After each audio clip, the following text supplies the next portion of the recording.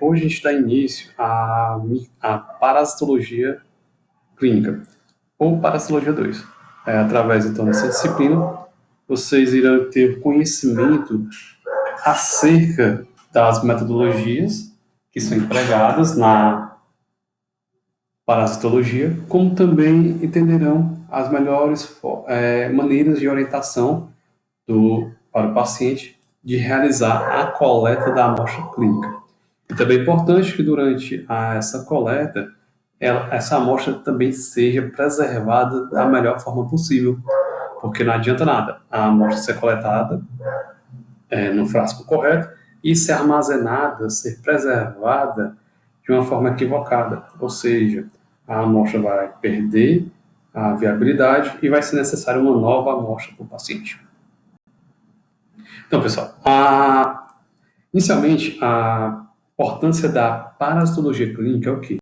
É porque as parasitoses intestinais, elas ainda são graves problemas de saúde pública, principalmente em países que ainda não possuem amplamente sistemas de saneamento, porque a grande maioria das parasitoses intestinais, elas são transmitidas através de água ou alimentos contaminados, principalmente alimentos que foram contaminados com a água que possui formas evolutivas dos parasitas. As parasitoses, elas causam sérios danos à saúde, principalmente de crianças, e, sobretudo, naquelas crianças que possuem uma carência nutricional, onde vai ter um agravo maior nelas, essas parasitoses.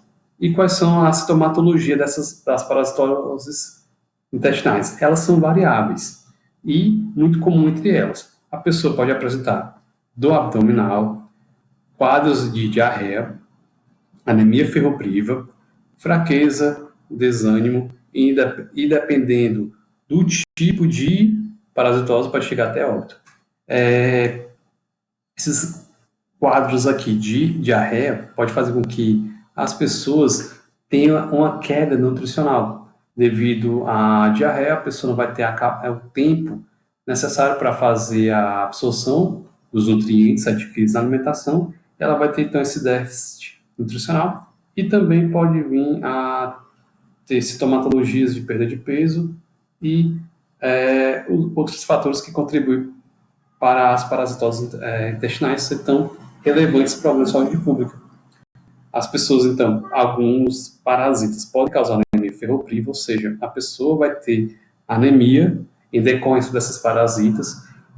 Tem os ancilostomídeos, eles são parasitas que vivem no nosso intestino, pode estar vivendo, eles se alimentam de sangue. E quando fazem isso, dependendo da carga parasitária, podem causar esse tipo de carência nutricional, no caso, essa anemia ferropriva. Pessoas que têm quadros de parasitose, ela pode apresentar fraqueza, e essa fraqueza pode vir também com desânimo, e o indivíduo pode vir, então, a óbito.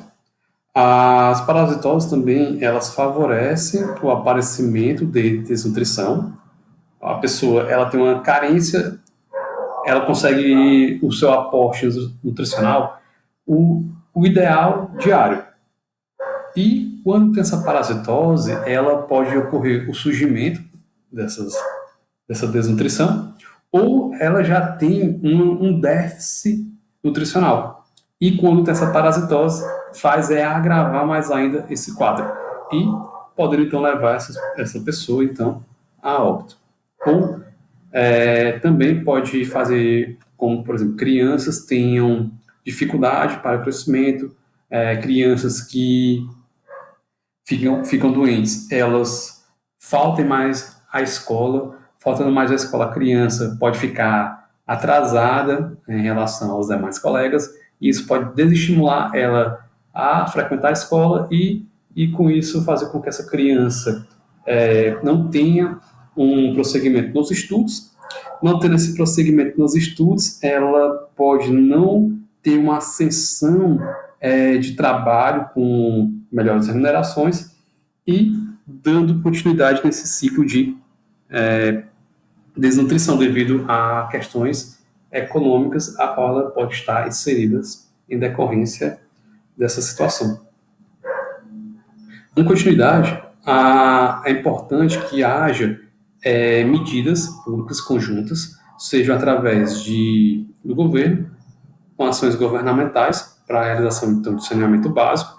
Estima-se, pessoal, que a grande maioria das doenças que tratadas nos hospitais, elas poderiam ser reduzidas se ocorresse a presença do saneamento básico. Supõe-se que o saneamento básico evitaria uma grande quantidade de despesas médicas, tanto despesas médicas como também procedimentos desnecessários, intervenções médicas também, e fazer com que as crianças, principalmente elas, percam anos letivos em decorrência da falta desse saneamento básico. Outra coisa também interessante é a conscientização da população, porque não adianta nada ter o saneamento básico se a população não descarta o lixo de forma correta. Ocorre, então, a acumulação de lixos em locais que favoreçam o surgimento de alguns roedores ou façam com que possa ocorrer o surgimento de parasitoses ali nesse local. É importante também que a classe médica também tenha capacidade que durante o exame ao paciente ele dê orientações corretas quanto à realização do exame parasitológico. Porque muitas vezes a pessoa não tem o conhecimento correto e acaba por coletar amostra fecal diretamente por dentro do vaso. Essa amostra não é o ideal. Ou ela acaba coletando a amostra em recipientes inapropriados, como, por exemplo, frascos de papinha de neném, frascos de Nescafé ou manteigueiras, dentre outros frascos inapropriados. E também, quando essa amostra chega ao laboratório, os exames sejam feitos de acordo com a suspeita clínica, porque tem parasitas que eles necessitam de uma técnica específica para a sua identificação. Sem essa técnica, não é possível fazer a identificação deles, porque, de acordo então com as características das formas evolutivas, principalmente os cistos de protozoários e ovos de hominídeos, eles precisam de uma determinada técnica para a sua identificação, para o seu achado. E depois de chegar, então, no resultado condizente, dá a medicação correta de acordo com a parasitose, para dar um tratamento mais ideal para aquele paciente. A cropologia, pessoal, é a parte da parasitologia que ocorre, então, o diagnóstico das parasitoses. Através, então, da cropologia, a gente consegue, então, chegar no diagnóstico. Na grande maioria das vezes, a amostra que é entregue ao laboratório para fazer a identificação desses parasitas ocorre através das fezes. Tem parasitas que podem ser observados através de escarro, outros através de secreções, outros através de amostras urinárias. Mas depende muito do estágio evolutivo do parasita e também como que foi feita a coleta, porque tem parasitas que eles se encontram, por exemplo, em exudatos, que são lesões que ocorrem na região abdominal, pode ser coletada, aí eu posso observar, por exemplo, protozoários ali, mas na grande maioria das vezes a amostra que vai chegar ao laboratório para identificação serão as fezes. E os estágios evolutivos que eu posso encontrar nessas amostras são, no caso aqui de eumitos, eu vou encontrar ovos e larvas. Também posso encontrar indivíduos adultos. Esses indivíduos adultos eles podem estar presentes nessas amostras fecais. Já no caso de protozoários, eu vou ter os trofozoídeos, os cistos e também esses oocistos e esporos. Mas a grande maioria das vezes a gente vai estar apenas tendo contato nessas amostras fecais com trofozoides, cistos e oocistos. E uma coisa também interessante é que a amostra ela tem que ser coletada de forma correta. E essa forma correta faz com que eu tenha a maior probabilidade de encontrar o agente etiológico. Essa amostra deve ser coletada naquele potezinho coletor universal de boca larga. Esse potezinho ele, tem as condições ideais para que haja a preservação da amostra. E após a coleta da amostra, tem um tempo ainda para após a sua emissão, até a sua entrega ao laboratório. Por exemplo, tem amostras que, após a sua emissão, elas devem ser entregues imediatamente ao laboratório, como, por exemplo, amostras diarreicas. Já outras precisam de um tempo maior para a entrega, como, por exemplo, amostras formadas, que elas necessitam até 4 horas após a emissão, desde que essa amostra não fique exposta à luz. Porque se ela ficar exposta à luz, o que vai acontecer? Ela vai ficar ressecada e as formas evolutivas dos parasitas podem ficar inviáveis, podem ficar, então, inativadas e vai impossibilitar a visualização deles. A coisa também interessante que vocês devem, quando fizerem a orientação ao paciente, que a amostra fecal deva ser coletada nesse pote coletor aqui universal, e quando a amostra chegar, pessoal, a gente tem que fazer a identificação aqui, ó. Então vocês observem que a identificação ela está no corpo do pote coletor. Por que é no corpo? Porque se eu colocasse a identificação aqui na tampa, eu poderia trocar a tampa entre os diferentes potes coletores e eu poderia trocar a amostra.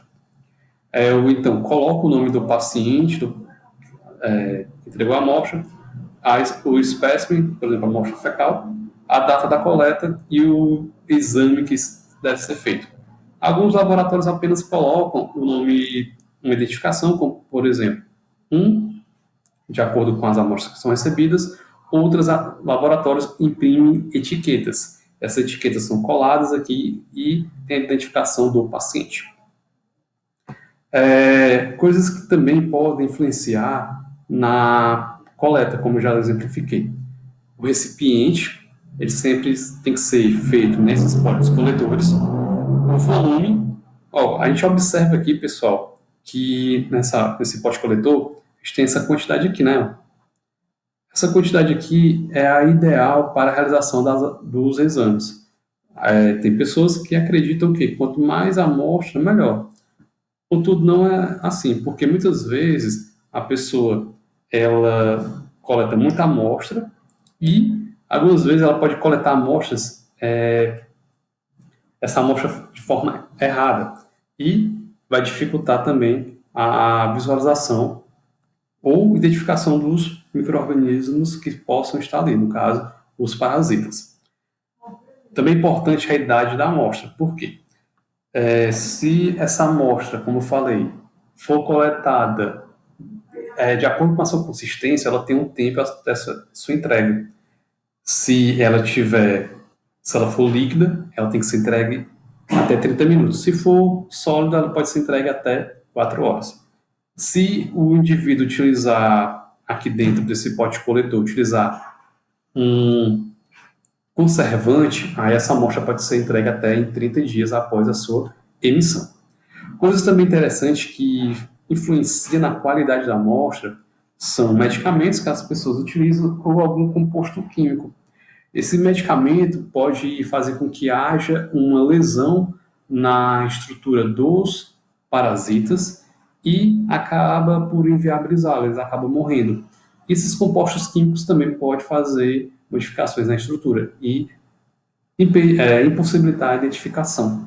Como, por exemplo, algum medicamento, a pessoa está com alguma infecção, tratamento com alguma bactéria, ela utiliza um antibiótico e esse antibiótico pode influenciar na morfologia dos parasitas. Ou se a pessoa, por exemplo, está utilizando um antiácido, esse antiácido também pode causar lesão no parasita e impossibilitar a sua identificação no exame fecal.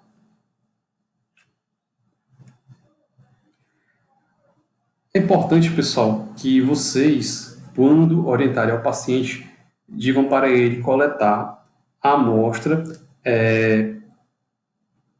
em pote coletor apropriado e não aqueles potes coletores já exemplificados, como, por exemplo, potes de manteiga, potes de Nescafé, porque a pessoa pensa que é só lavar aquele pote que vai estar apropriado para fazer a coleta fecal.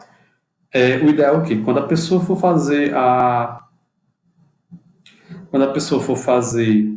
a necessidade, ela sente-se na privada e comece o processo de defecação. Depois ela coloca o pote coletor e tenta coletar a amostra fecal. Aí a pessoa, mas eu não tenho esse controle tamanho no meu esfíncter anal. O que é que eu posso fazer? Eu posso colocar um papel filme, aqui um plástico filme no vaso e fazer a necessidade normalmente e coletar do plástico filme. Contudo, se fizer isso, a amostra não pode entrar em contato com a urina, porque a urina pode fazer com que haja uma degradação das formas evolutivas dos parasitas. Aí a pessoa, mas eu não tenho esse plástico filme, o que eu posso fazer? Também pode pegar uma folha limpa, colocar no chão e fazer a coleta. Também tomar cuidado para não entrar em contato com urina. E nunca o paciente deve coletar a amostra diretamente do solo, porque no solo pode ter outros parasitas ali que normalmente do solo e pode ser coletada essa amostra e fazer com que haja uma identificação equivocada de algum parasita, normalmente do meio ambiente, que não esteja sendo responsável por aquela patologia. Não, o exame fecal, pessoal, ele não requer um jejum ao paciente, salvo algumas restrições alimentares, como, por exemplo, evitar a consumação de beterraba, de vitamina C e também de muita carne vermelha. Por quê? Porque vai causar modificação na coloração das fezes. Beterraba pode deixar o aspecto das fezes avermelhada, a vitamina C vai deixar alaranjada e a carne vermelha também pode deixar avermelhada. Casos também da utilização de xaropes, aqueles xaropes para tosse, eles também têm um corante que pode também modificar a coloração das fezes. Caso esteja fazendo a utilização não sabia dessa restrição, é importante relatar quando entregar a amostra que esteja fazendo a utilização desse tipo de medicação ou alimentação. Por isso que é importante que quando vocês receberem a amostra fecal também, perguntar se o paciente fez algum uso de algum medicamento, está fazendo algum uso de algum medicamento, ou se está fazendo uso de alguma alimentação que possa modificar a coloração das fezes.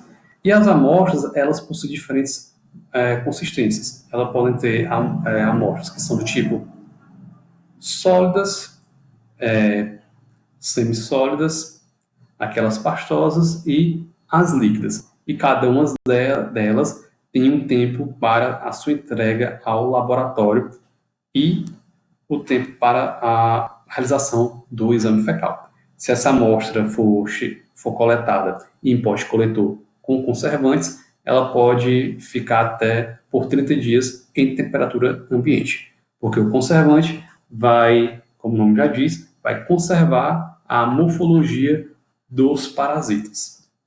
E com isso, pessoal, a gente finaliza esse primeiro momento da nossa aula. Amanhã daremos continuidade aos demais slides.